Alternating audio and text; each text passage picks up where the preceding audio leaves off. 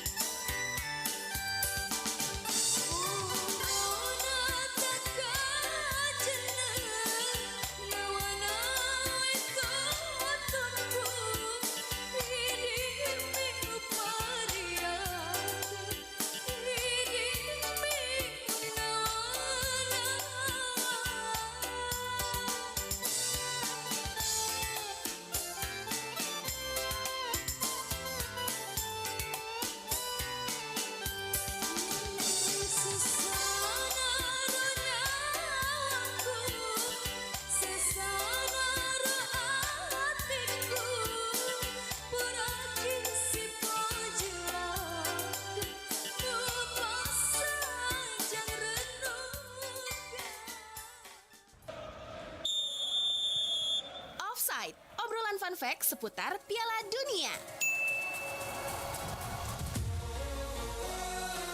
Pernah kepikiran bagaimana 3 negara dengan karakter yang sangat berbeda bisa menggelar satu turnamen besar bersama?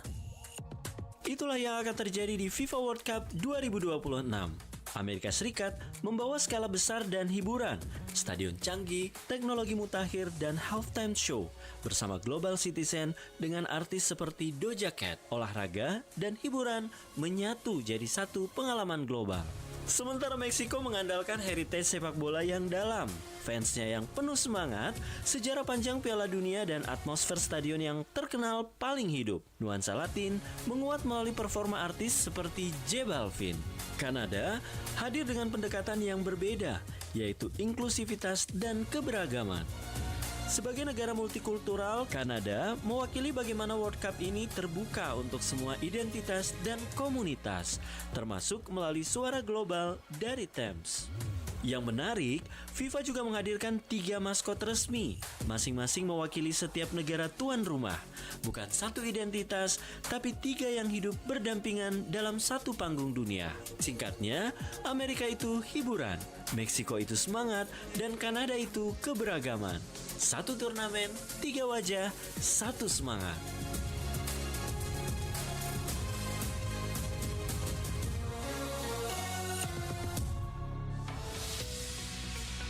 Nusantara Malam Pro 4 Makassar.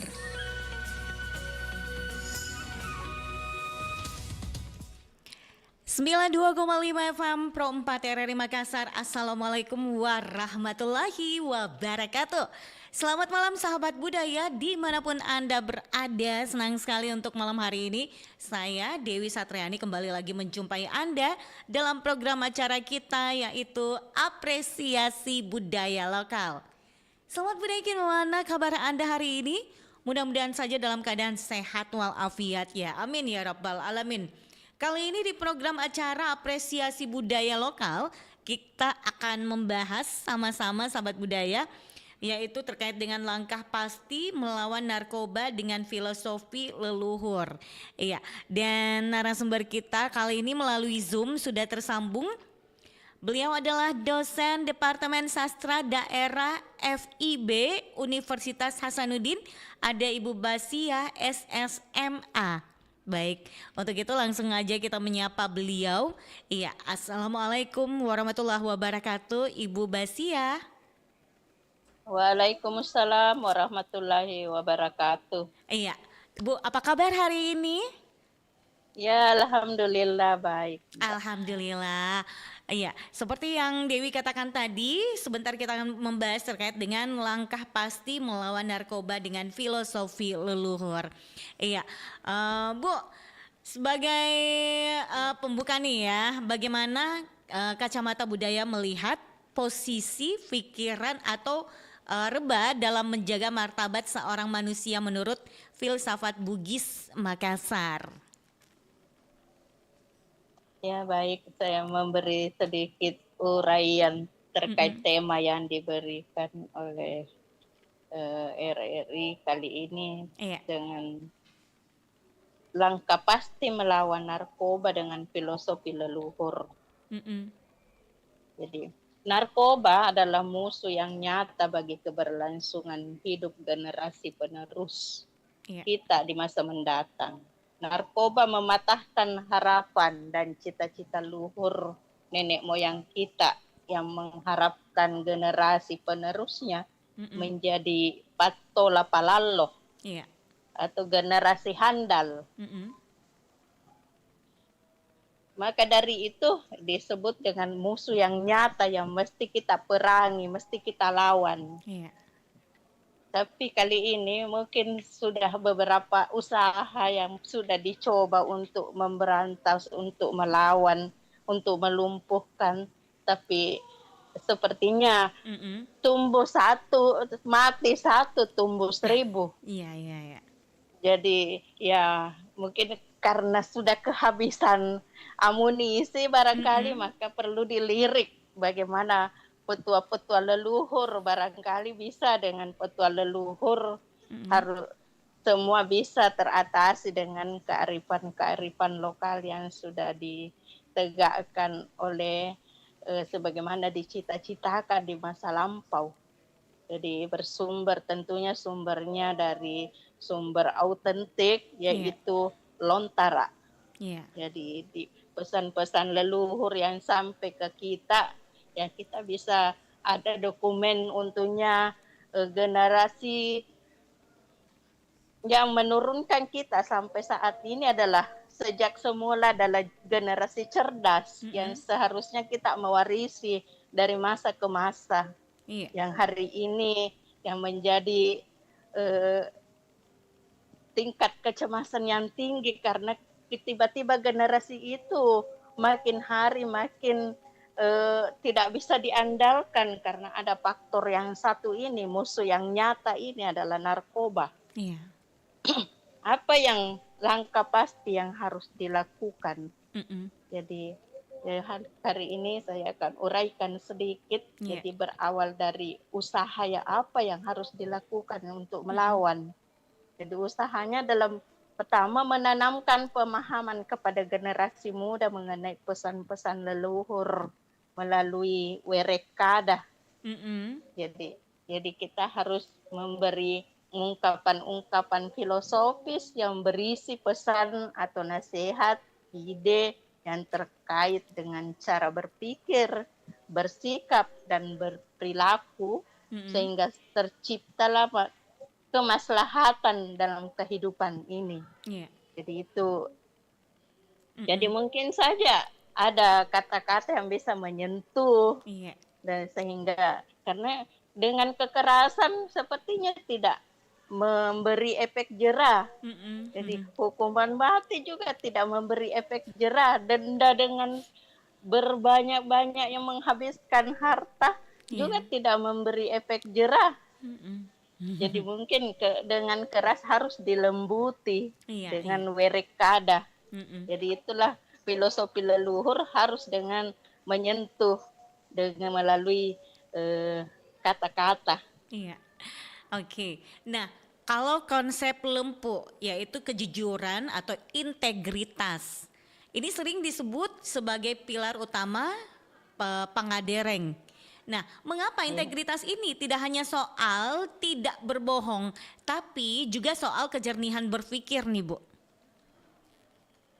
Ya, terkait tadi yang saya singgung tadi mengenai isi Werekada yang biasanya pesan leluhur itu melalui Werekada yang terkait dengan cara berpikir, bersikap, dan berperilaku. Jadi bukan hanya bersikap berbohong yang dimasuk dengan masalah integritas atau jujur atau lempu dalam bahasa Bugis. Tapi dalam hal ini kalau berbicara tentang Pangadereng, kita tidak bisa berbicara satu-satu karena satu sama lain saling terkait. Jadi berbicara mengenai lempu tentu ada unsur lain. Jadi untuk jangan sampai hanya satu-satu, mungkin saja ini pesan yang disampaikan, misalnya mungkin Werekada itu selalu ada tapi hanya satu yang ditonjolkan, padahal yang lainnya itu saling membangun. Jadi dalam hal ini ada 4 pilar yang harus kita tegakkan untuk membangun manusia Indonesia atau manusia Bugis Makassar yang seutuhnya. Atau dalam hal ini dalam manusia yang sempurna. 4 unsur itu biasa disebut dengan setiap manusia itu adalah manusia yang memiliki karakter. Jadi membangun karakter anak bangsa ini harus ada keempat-empatnya atau minimal satu di antara 4 itu untuk membangun keutuhan, untuk mencapai kesadaran tinggi pada dirinya. Kesadaran tinggi itulah yang terbangun pada dirinya sehingga menjadikan dia manusia cerdas yang berperadaban. Manusia yang berperadaban tinggi dan berkarakter itu harus memiliki sulapa atau 4 sisi yang ada pada dirinya, yang disebut juga dengan tepu sapo kalau memiliki 4. Jadi berarti dia dalam hidupnya itu sudah sempurna. Keempat sisi itu sebagai kekuatan untuk menyerang, menjadi benteng untuk bertahan. Yang manakah itu 4 sisi? Iya. Ada acca. Mm-mm. Jadi harus berpengetahuan Iya. atau berilmu, berpengetahuan luas. Yang kedua adalah lempu. Mm-mm. Yang ketiga adalah warani. Iya. Yang keempat adalah geteng. Mm-mm. Keempat unsur ini adalah tiang yang membangun 4 sisi daripada karakter manusia Bugis Makassar yang disebut dengan manusia utuh yang memiliki kesadaran tinggi. Jadi kenapa Acca yang pertama? Iya. Jadi kita harus pintar, kita harus pandai. Jadi nenek moyang kita sejak awal membangun peradabannya disebut memang mengakui peradabannya manusia Bugis Makassar sejak diciptakan di muka bumi ini adalah manusia cerdas yang berbeda dengan di tempat lain yang memang diakui bahwa kalau di tempat lain misalnya manusianya dianggap atau ditemukan bukti-bukti bahwa manusia itu turunan dari kera, membenarkan teori Darwin. Iya. Lalu kemudian dari masa ke masa mengalami metamorfosis, mengalami proses dari ini menjadi manusia cerdas. Kalau manusia Bugis Makassar itu memang manusia yang awal mula beradanya di muka bumi adalah manusia yang berperadaban tinggi. Jadi diakui bahwa dari awal itu dia cerdas. Lalu kemudian mungkin kita bisa menyaksikan hari ini bahwa kalau melihat dari hasil karya literasi manusia Bugis Makassar masa lampau, jadi kita sepertinya hari ini adalah mengalami kemunduran, bukan malah kemajuan kalau dari segi ide-ide dan pemikiran. Ya kalau teknologi ya iya, tapi kalau ide dan pemikiran ya kita mengalami kemunduran dari berbagai faktor. Jadi faktor lingkungan lah, faktor yang lain. Ya sepertinya ini lingkungan adalah yang salah satunya adalah penyebabnya inilah yang narkoba. Karena ini zat aditif ini bukan dari hanya diproduksi di dalam negeri tapi dari luar, meskipun bahannya ada juga di lingkungan kita. Pada zaman lampau juga sudah ada. Yang ketiga adalah warani. Warani, jadi tidak ada gunanya warani kalau hanya berani tanpa dibarengi dengan keteguhan atau geteng. Maka pasangannya warani itu warani nama geteng. Jadi kalau mau hanya berani tanpa keteguhan itu mungkin disebut dengan pengecut. Hanya berani di mulut tapi harus diketeguh pendirian, harus disempurnakan dengan itu. Acca harus disempurnakan dengan lempu, harus jujur. Jadi naya acai pak goncin na decenge lempu nawalalete maka taning riawaraningenge maka rekeng rigetenge. Itu filosofi leluhur kita di masa lampau. Dan ini perlu dipahami apa maksudnya. Tentu maksudnya adalah semua adalah untuk menopang tadi ini cita-citanya untuk kemaslahatan di masa mendatang agar generasinya senantiasa menjadi patola palalo. Itu harapan dan cita-citanya. Oke. Seperti itu ya Bu ya. Nah ini dalam naskah Lontara, apakah ada kaitan antara kesehatan fisik atau ketidaktergantungan pada zat luar dengan kemampuan seseorang menjaga nilai siri? Iya, oke.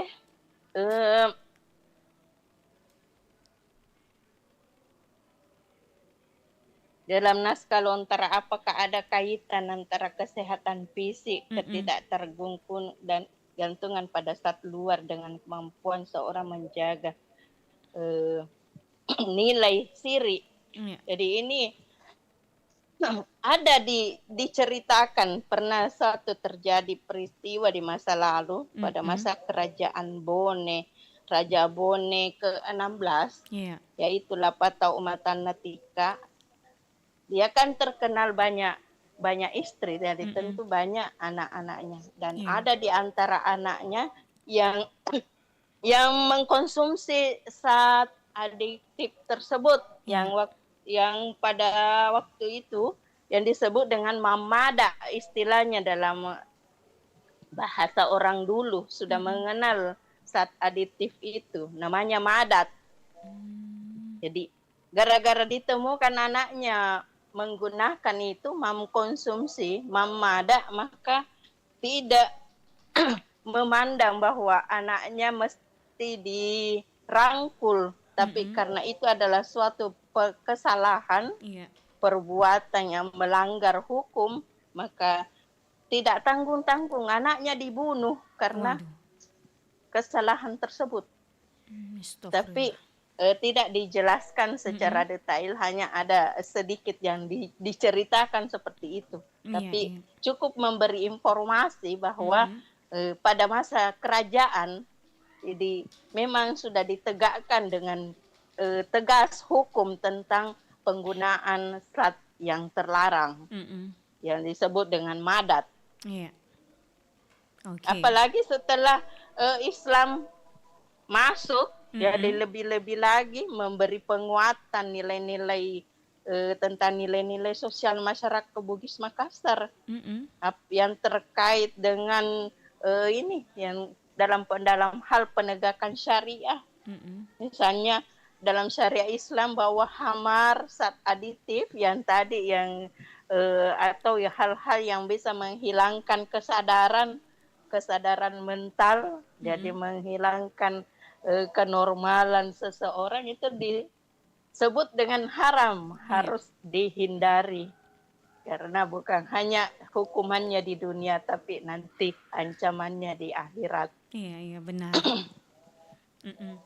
Baik, nah Bu, secara filosofis, bagaimana kita memaknai seseorang yang kehilangan kesadarannya akibat zat kimia atau narkoba dalam konteks kehilangan identitas kemanusiaan Bugis Makassar? Jadi secara filosofis bagaimana memaknai seseorang yang kehilangan kesadarannya dalam konteks identitas kemanusiaan. Jadi kalau dari segi itu, jadi kalau karena sudah kehilangan identitas, jadi manusia Bugis Makassar itu harus memiliki karakter yang terkait dengan dalam hal ini yang tidak menyalahi unsur pangadereng. Jadi dalam hal ini kalau sudah mengalami yang seperti ini, jadi membawa dampak pada keluarga, yaitu apa dampaknya adalah harga diri. Terkait dengan harga diri tentu soal syirik di sini. Apa yang jadi harga diri menjadi jatuh karena misalnya apakah orang tuanya tidak menasehati? Padahal ini orang tuanya orang terpandang loh. Harusnya dia yang tahu. Biasanya kan yang menggunakan begini kan orang-orang yang berpengaruh, karena kan membelinya itu bukan sesuatu yang bisa dicapai dengan ini. Pasti orang-orang besar yang ini. Jadi orang berpengaruh kok kelakuannya seperti itu. Apalagi kalau penggunaannya bukan pada merusak dirinya sendiri, mengikutkan juga orang lain misalnya, tentu sangat merusak nama baik keluarga. Jadi dianggap kadang-kadang mungkin keluarga yang ini kalau misalnya sudah memberi nasihat berkali-kali dan tidak juga diindahkan, bahkan sering dianggap bukan saudara itu. Karena itu tania tahu. rupa taumi, mapaka siri-siri. Iya. Jadi karena tidak menjaga harga diri, tidak menegakkan kehormatan keluarga misalnya. Oke, seperti itu ya Bu ya. Iya. Nah, ini ada ungkapan seperti ini. Ini nawa tak bayu-bayu, yaitu pikiran yang goyah atau tidak tenang. Apakah penyalahgunaan narkoba bisa dipandang sebagai bentuk pengkhianatan terhadap amanah leluhur untuk menjaga pikiran tetap tapa atau jernih, Bu? Ya, tentu sudah pasti itu. Iya. Sudah pasti menyalahi, itu berarti mengkhianati cita-cita, harapan leluhur yang tadi yang saya sudah sampaikan di awal bahwa leluhur kita punya cita-cita, punya harapan besar kepada generasinya, selalu diharapkan menjadi generasi patola pelalo. Jadi patola pelalo dalam hal ini dalam hal yang baik. Misalnya dulu ibunya atau orang tuanya tidak narkoba, terus anaknya narkoba, berarti melampaui ibunya, tapi bukan dalam hal keburukan, dalam hal kebaikan. Misalnya pintar, yang 4 tadi itu yang harus melewati orang tua yang melahirkannya. Ayahnya pintar, dia harus lebih pintar dari ayahnya, minimal sama. Misalnya ayahnya atau ibunya kaya, orang tuanya kaya, dia harus lebih kaya daripada orang tuanya. Iya. Jadi semuanya dalam ke arah kebaikan, ke arah kemaslahatan umat. Jadi bukan melampaui pendahulunya ke arah keburukan yang disebut dengan patola palalo, tapi patola palalo adalah generasi handal. Oke, seperti itu. Bu, Tabe, mengapa integritas atau lempu mustahil ditegakkan jika seseorang berada di bawah pengaruh zat adiktif? Apakah ada konsep pikiran terdistorsi dalam literatur budaya kita? Ya, tentunya tidak mungkin orang bisa menegakkan kejujuran tanpa kesadaran tinggi. Jadi orang yang dibawa pengaruh zat aditif tentu tidak ada lagi. Mungkin yang jalan hanya insting. Jadi yang lumpuh ini harus jalan dengan pemikiran. Jadi tadi disandingkan aca na lumpuh. Kalau sudah terpengaruh zat aditif, aca sudah tidak ada. Jadi otak buntu, tidak berjalan, tidak bekerja. Yang ada adalah insting. Jadi ini ada yang terdistorsi pemutarbalikan di sini. Misalnya tidak bisa berpikir kalau tidak merokok, tidak bisa berpikir kalau tidak dulu konsumsi ini itu adalah untuk merangsang otak apa itu pemutarbalikan pembenaran. Iya benar. Jangan sampai seperti itu ya Bu ya. Iya. Baik Bu. Jadi kan biasa untuk terutama perokok kan candu juga kan, ketergantungan. Biasa kayak apalagi tidak bisa jalan pikiran, astagfirullah. Nauzubillah min salik. Iya betul. Tunggu dulu mati. Baik. Iya, Bu, kita lanjut lagi nih Bu. Di tengah gempuran tren modern, bagaimana nilai siri napese dapat direvitalisasi menjadi benteng psikologis bagi generasi muda agar berani berkata tidak pada narkoba?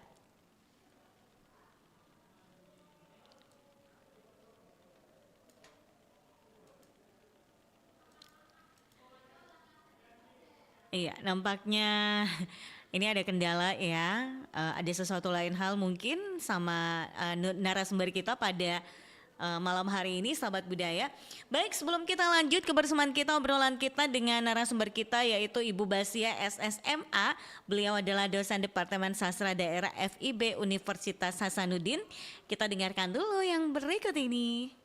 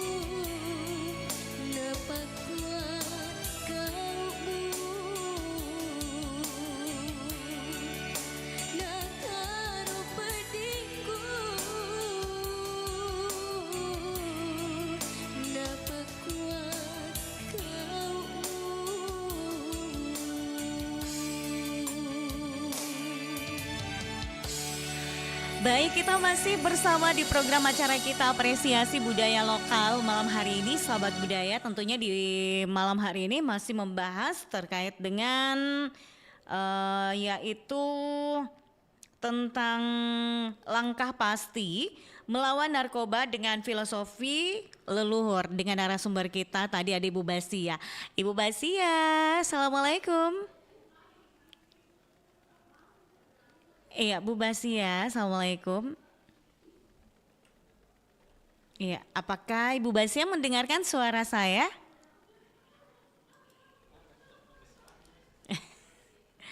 Iya, Ibu Basia, Assalamualaikum. Kita lanjut lagi nih Bu Basia. Iya, nampaknya ini masih ada kendala sama narasumber kita pada malam hari ini, sahabat budaya. Namun kita masih menantikan dengan narasumber kita Ibu Basia yang akan membahas terkait dengan langkah pasti melawan narkoba dengan filosofi leluhur. Mungkin ada kendala pada Zoom kita, sahabat budaya. Oke, nampak kita masih berusaha, rekan operator saya Daset akan berusaha kembali menghubungi narasumber kita melalui Zoom ya, karena obrolan kita di apresiasi budaya lokal masih terus berlanjut sahabat budaya hingga jelang jam 20 malam nanti. Iya, jangan kemana-mana, stay tune terus di Pro 4 RRI Makassar, Suara Budaya Sulawesi Selatan.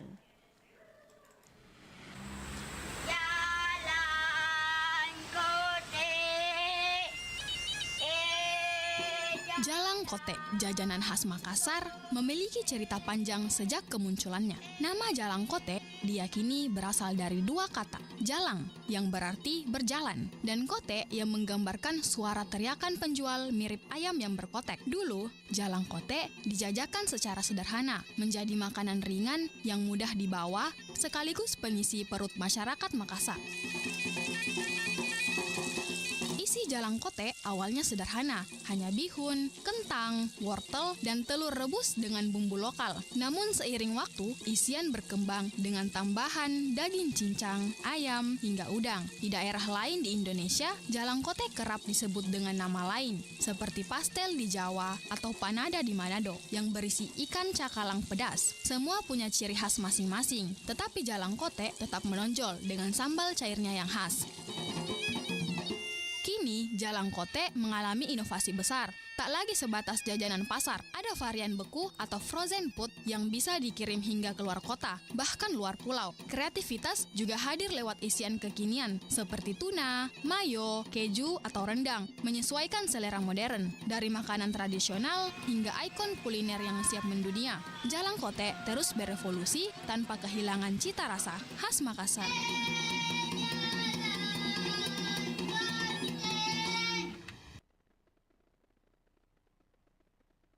Baik sahabat budaya, terima kasih buat Anda masih bersama kami di program acara apresiasi budaya lokal dan masih membahas terkait dengan langkah pasti melawan narkoba dengan filosofi leluhur dengan narasumber kita Ibu Basia SSMA, dosen Departemen Sastra Daerah FIB Universitas Hasanuddin.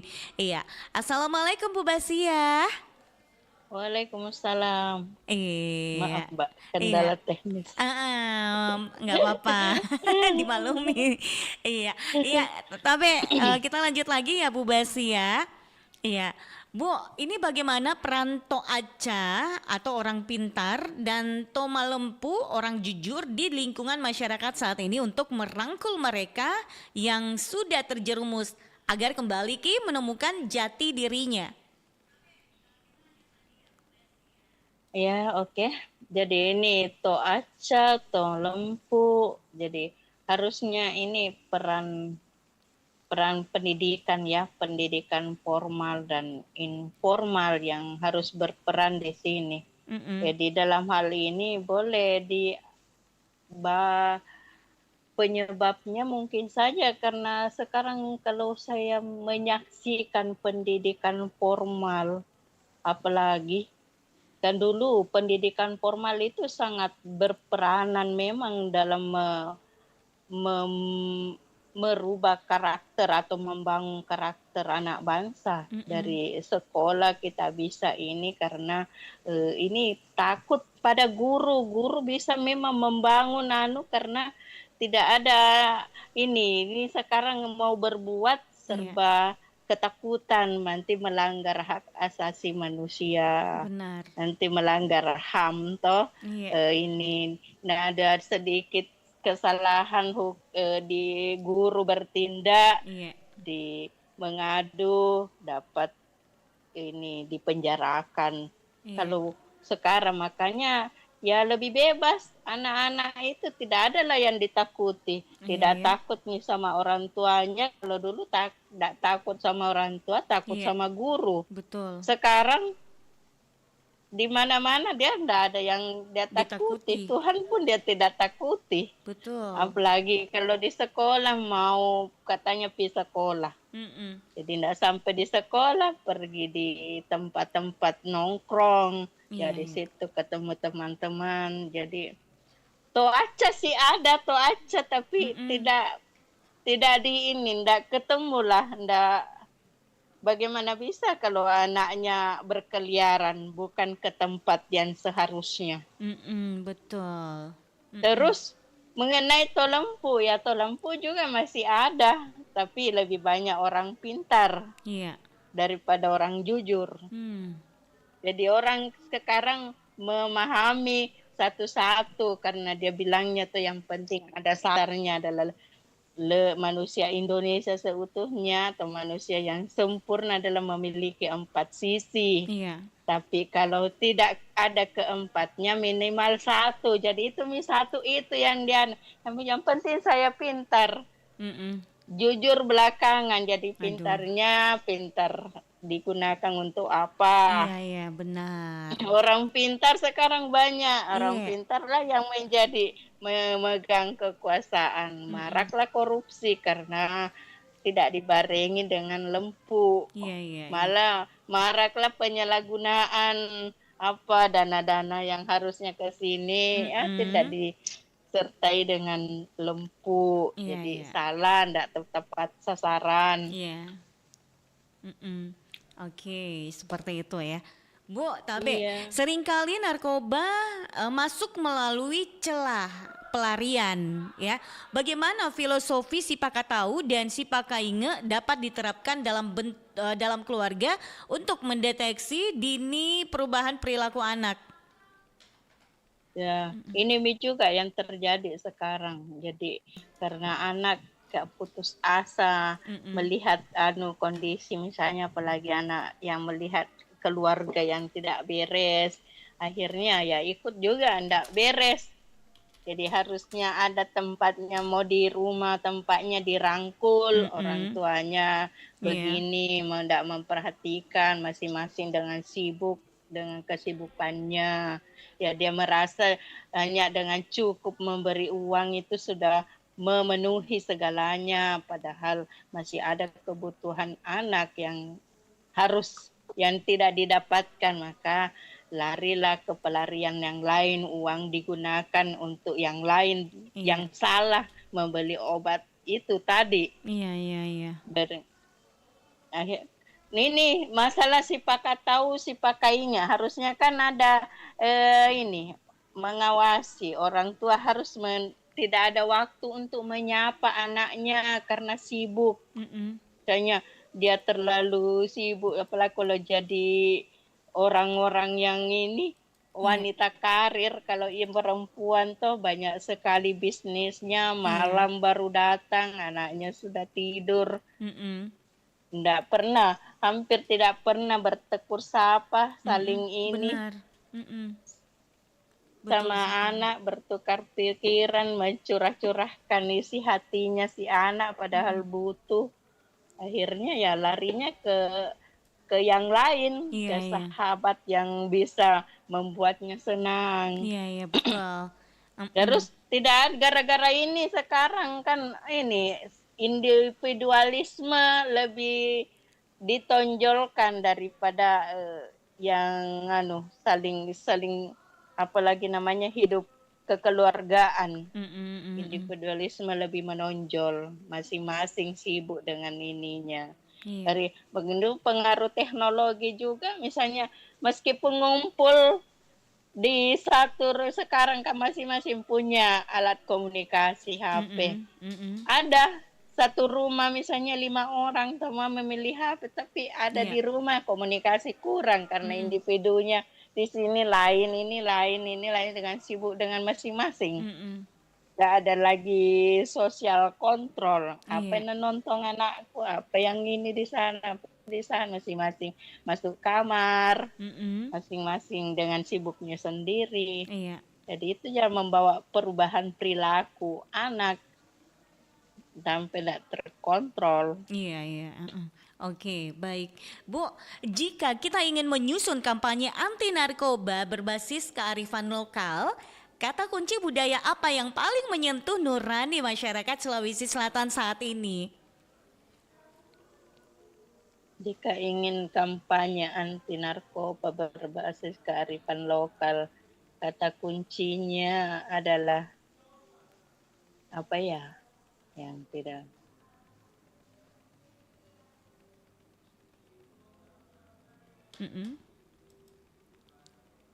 tunggu dulu. Apa sih kata kuncinya? Katakan tidak pada narkoba. Iya. Kalau Indonesianya toh, Iya. tapi kalau bahasa ininya kan madat ininya.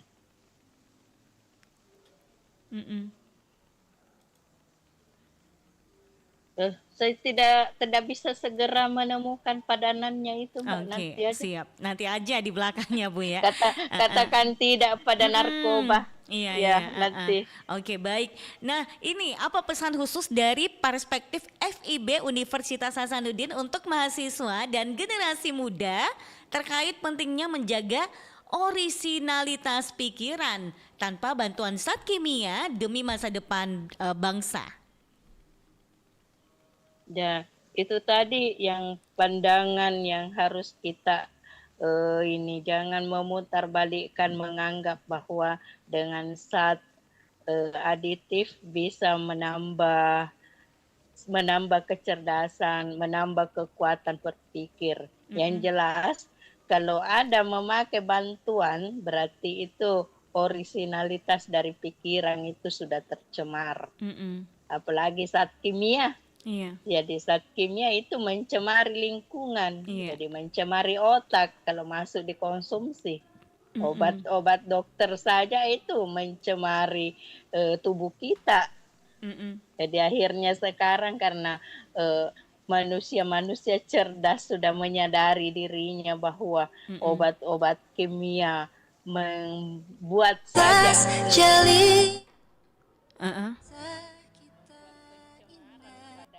kita dalam tubuh kita, maka larinya lagi ke melirik sudah kearifan lokal, bilang dulu orang-orang dulu sehat ya. Iya. Kenapa bisa sehat?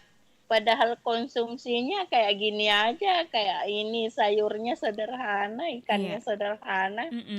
Jadi karena belum tersentuh dengan zat-zat kimia, semua bahan alami, semua kebutuhan mineral, air, apa yang ada dikonsumsi itu semuanya masih orisinal. Iya.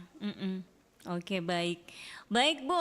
Singkat nih, Bu ya, karena kita udah di penghujung acara nih di jam 20. Sebagai penutup, bagaimana kutipan Paseng atau pesan leluhur yang paling relevan untuk mengingatkan kita semua bahwa integritas adalah harga tertinggi yang harus dijaga dari racun narkoba? Baik. Jadi pesan-pesan leluhur yang terkait dengan tema kita. Jadi yang pertama, jadi terkait dengan masalah kesehatan dulu, kesehatan dengan kaitannya dengan zat yang masuk dalam tubuh kita, yaitu pengaruh narkoba, karena narkoba itu zat kimia tentu mempengaruhi kesehatan. Dia bilangnya begini di dalam petuah-petuah orang dulu, atau ungkapan werekada yang sering kita dengar dari orang-orang tua. Iya. Makasing nareko makasing ipapenadinge makasitoy atie. Iya. Tubue tiwi peneding atie tiwi nyamakinin nawa. Jadi samalah artinya di dalam tubuh yang sehat terdapat jiwa yang sehat. Jadi tubuh itu yang membawa rasa, hati yang membawa kenyamanan. Iya, baik. Terus yang kedua terkait dengan pintar dan kaitannya dengan kejujuran. Na iya acai pak goncin na ide cenge lempue naola lete maka teniri wawaraningange maka rekan digeteng. Di dalam latua dia juga disampaikan dalam hal ini. Lempue sakbinna ya acai. Sakbinna lempue ayana ritu gau Jadi kejujuran, saksi daripada kejujuran adalah kepintaran. Jadi saksi daripada kejujuran, saksi daripada kepintaran adalah kejujuran. Saksi daripada kejujuran adalah perbuatan atau perlakuan sikap. Baik. Jadi kalau kita sudah pintar harus dibarengi dengan jujur, jangan hanya pintar tanpa kejujuran. Jadi jujur dengan tidak pintar itu masih lumayan, tapi pintar tidak jujur itu fatal. Iya. Baik, kalau begitu Bu, karena kita udah di ujung acara kita, jadi kita tuntaskan dulu sampai di sini. Terima kasih karena sudah ikut berpartisipasi Bu di program acara kita Apresiasi Budaya Lokal. Semoga ini bisa memberikan manfaat untuk kita semua, khususnya untuk para generasi muda yang saat ini mendengarkan Pro 4 RRI Makassar. Ibu izin selamat melanjutkan aktivitasnya kembali, sukses selalu. Iya, Assalamualaikum warahmatullahi wabarakatuh.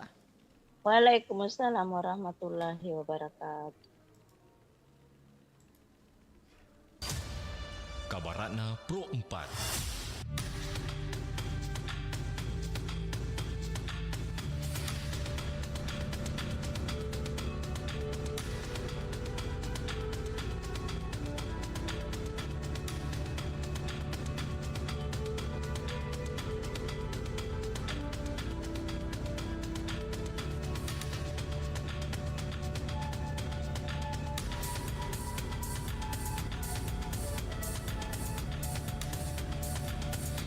Sahabat budaya, Desa Kitsune adalah sebuah konsep desa tematik yang terinspirasi